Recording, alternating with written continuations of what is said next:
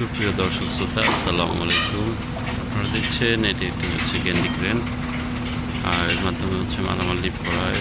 সম্পূর্ণ মুভমেন্ট করে আপনার ট্রেনের যে পাতগুলো আছে, ট্রেনের লাইনের পাতগুলো, সেই পাতের উপরে এটি হচ্ছে চলাচল করে। এবং এখানে আপনার ড্রেনেজ পাইপগুলো মেকিং করা হয়, আপনার ব্রিকাস পাইপ মেকিং করা হয়।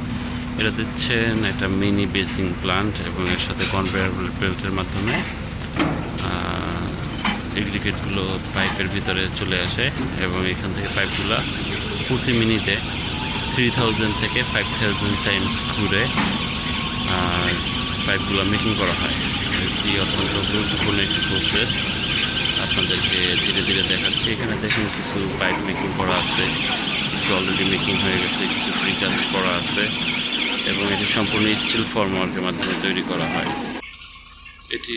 এটির মেকিং প্রসেস দেখতে চাইলে আমাদের সাথে থাকুন। নেক্সট ভিডিওতে আপনাদেরকে আমাদের পাইপ মেকিং প্রসেসটা দেখানো হবে। ধন্যবাদ।